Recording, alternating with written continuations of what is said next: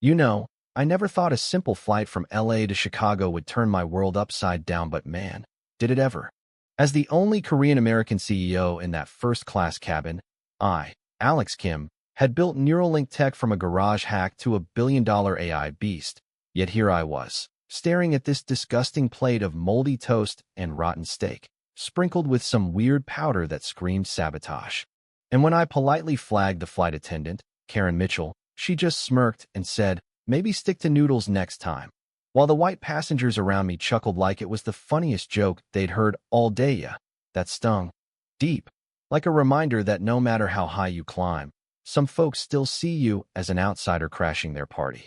It started back in my sleek LA office that morning, prepping for the Global Tech Forum where I'd seal deals to rocket Neuralink into the stratosphere.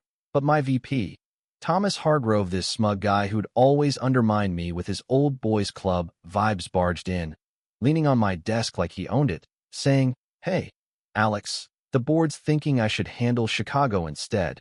These investors might vibe better with someone familiar. No accent issues, you know." I shot back. "I was born in Seattle, Thomas. My English is finer than yours." But inside, it burned. The guy's jealousy over my patents, my success, had turned into this power grab, whispering to the board about cultural fits, all while plotting with our rival, Apex Innovations, to steal our algorithms and force a takeover. By the time I hit the airport, the harassment kicked in, TSA agents randomly rifling through my bag, mispronouncing my name as Kimchi with Snickers, and poof, me EpiPen vanished, which I later realized was no accident. On board, it escalated fast, Karen ignoring my champagne request, accidentally dumping water on my laptop, while the guy next to me, Edward Blackwell, Apex's strategy chief and Thomas's old frat buddy, grumbled loud enough for everyone. "These tech immigrants think they can buy their way into first class, stealing American jobs." I stayed cool, started recording discreetly, but when that poison meal hit, my throat tightened like a vice hive's exploding, breath shallow, and Karen just waved it off. "You're being dramatic. Eat what you're given." Edward leaned in, whispering with a grin, "Tough luck, pal. Won't make that meeting now, will you?" Panic surged, but I pressed the call button frantically, vision blurring, until the trainee, Sophia Ramirez, pushed past her boss. "This is anaphylaxis, not drama," and jabbed me with epinephrine, saving my ass, while the captain, James Harlan, exchanged knowing nods with Edward, all part of their bribe-fueled scheme to sideline me for the board vote. That's when rage turned to resolve. I wasn't just fighting racists. This was corporate warfare. Edward and Thomas colluding to tank my company out of pure envy over my foreign success, disrupting their white-collar empire. Mid-flight, Wi-Fi became my weapon. I dug up their college pics, texts about handling the Asian problem, even dashcam proof of Edward slipping cash to Harlan pre-flight. Heart pounding, I passed notes to Sophia, who gathered passenger statements, and allied with a human rights lawyer on board, Dr. Elena Vargas, who whispered, "I've seen it all. Let's nail them."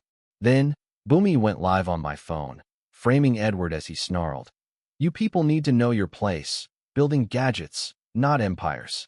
The stream exploded, viewers piling in, his bribes and slurs broadcast for the world-high drama at 30,000 feet, me dodging his grabs like a thriller scene, voice steady but fire in my gut.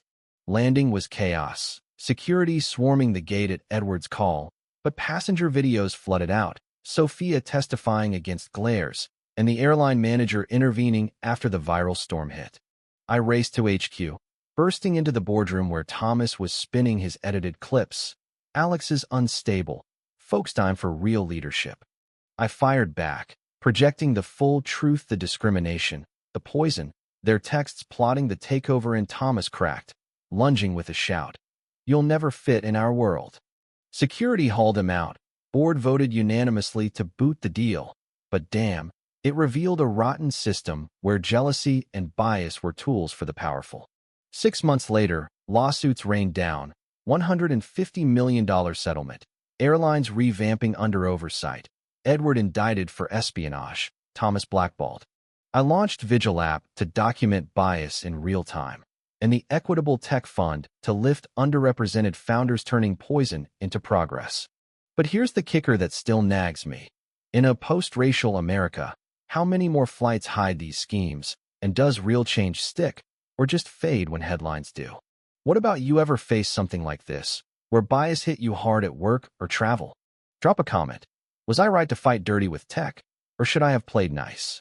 Like if justice feels fleeting, subscribe for more real talk stories, and share your story all in this messy sky together.